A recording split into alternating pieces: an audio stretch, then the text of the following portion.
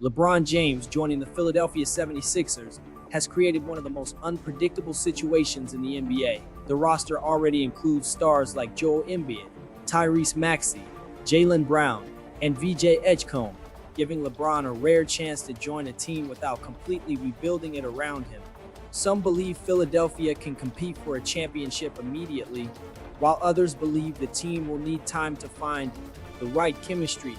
The biggest questions will be health, roles, and how all these stars adjust to playing together. This does not happen overnight, and it's unlikely to happen in year one. The notion that they're going to roll the ball out on the floor and the Sixers are going to be better than the Knicks and be better than Oklahoma City and be better than San Antonio is dumb. It's not paying attention to the reality and the history of professional basketball. Okay, so maybe Wilbon's throwing a little cold water on the expectations, can't he, right now? Do you agree or disagree with his summation of how this thing's going to work out, at least initially? Y'all know I love Michael Wilbon, PT. I love Michael Wilbon.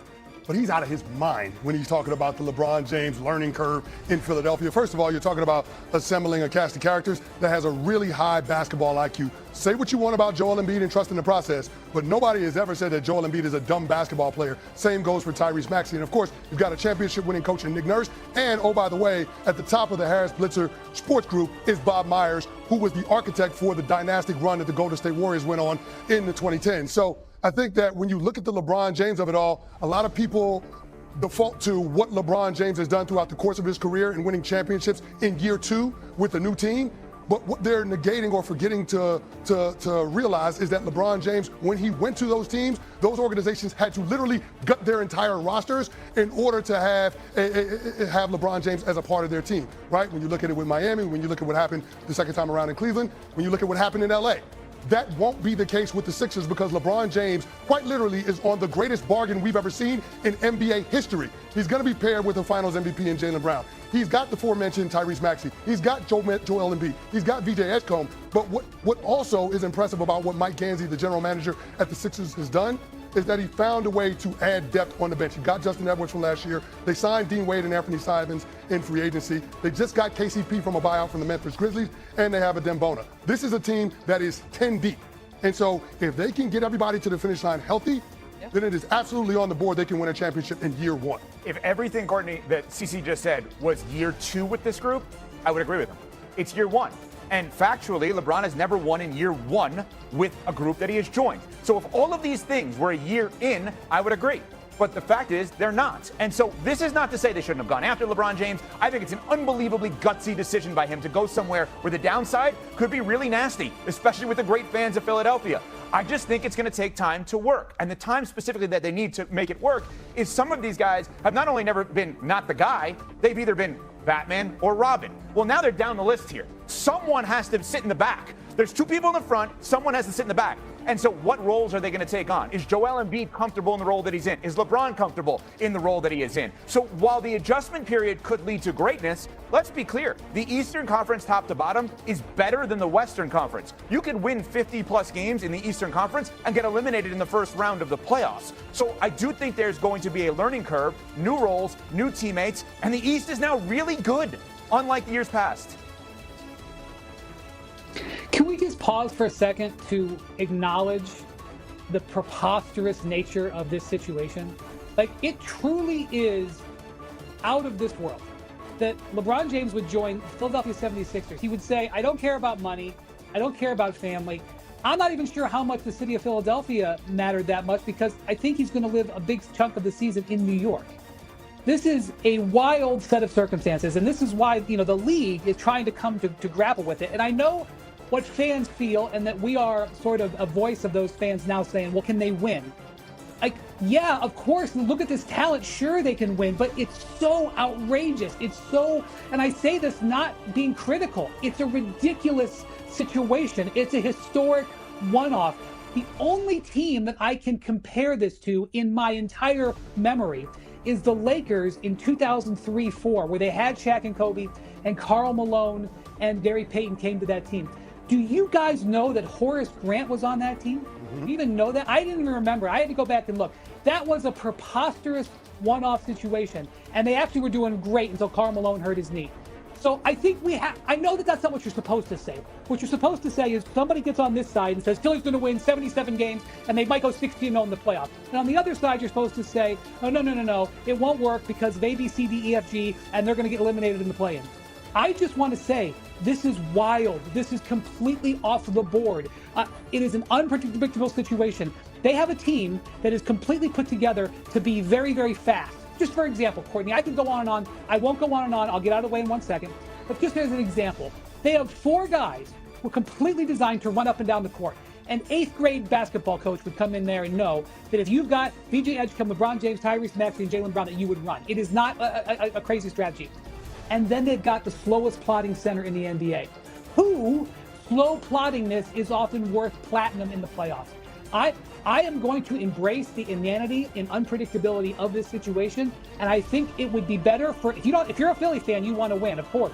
If you're an NBA fan, embrace how wild and unprecedented and unpredictable this is. Can we throw up the graphic of the potential starting 5 here? Because, I'm looking at what everybody's point splits were from a year ago. Obviously, this is a roster that is loaded. Part of me thinks too many cooks in the kitchen oven. I see Tyrese Maxey. Evan, over under, how many times is that starting lineup starting? How many times do we think? How many games is that starting lineup starting together? 11 and a half. I would say under 20 because the big question there is Joel Embiid's health. How are we possibly going to know? Well, but also, how many times do they want that starting lineup to start? That's the thing. That's the ideal starting lineup in a Game 7 of the NBA Finals. I think we have to acknowledge the NBA in 2026 into 2027 is not about building an all-star team. It's about building an all-role team. That doesn't mean role players, but everyone has defined roles. So they may look at this and say, Joel Embiid has a Chris Canty-like schedule. Once a week game, 6 days a week of practice. No, I'm serious. He just plays 1 game a week because Joel Embiid has one job: help them win 16 total games in the postseason if he's on this team by the time the postseason rolls around. LeBron James may take a look at it and say, well, I'll play half of the games or even a quarter of a game because they're paying me a quarter of the money that I deserve, probably even less than that, to play on this team. So when Brian asked the question about how many games played, and Courtney, you're saying that, I don't know that the intent is to play all 5 of those guys together in 82 games. No, it's a great point because you brought up Batman and Robin. I was trying to rack my brain. I'm not really a comic book person. I was trying to figure out who's the third sidekick, wingman, if beyond Robin for Batman. It's not the Joker. So somebody's going to be filling a role. I saw it on the internet. Somebody named Alfred. I don't know who that is, though. Yeah. Maybe we can watch that after the show. Are you serious? I'm not a big Batman guy. I'm more of a Spider-Man guy. Your guess is as good as ours, Wendy, here. All right, so LeBron go ahead, move on. The Sixers over the likes of Cleveland, Miami, the Warriors sent a shock to a lot of people. But Steph Curry remains pretty even-keeled, as we know about him. And he told The Athletic this about his reaction to finding out he's not going to be teaming up with LeBron. Quote, "That's why you don't envision anything until it happens." He said this down at Moses Moody's youth camp. Quote, "There's a lot of moving parts." So, Wendy, we know that Curry's eligible to sign a contract extension next month, but there is a chance that he doesn't. Maybe he becomes, just wants to play this thing out, head to free agency. I got to ask, is Golden State in danger of losing him? No, not in my opinion. And let me just say before I go into this, Steph did a fantastic. I think the people expecting Philadelphia to instantly dominate are getting ahead of themselves. But I also understand why the excitement is so high. LeBron is joining a team with tremendous talent and a much deeper roster than many of his previous teams had when he arrived. Having Embiid, Maxey, Brown, and Edgecombe around him gives Philadelphia a foundation that can realistically compete right away. What makes this situation especially interesting is the basketball intelligence throughout the organization. Joel Embiid and Tyrese Maxey understand the game at a high level. Nick Nurse brings championship experience, and Bob Myers knows what it takes to build a winning culture. LeBron should not have to carry everything himself, which could allow him to be more efficient and impactful throughout the season. The biggest challenge will be figuring out who gets to be Batman and who becomes Robin. Embiid has spent his career being the centerpiece.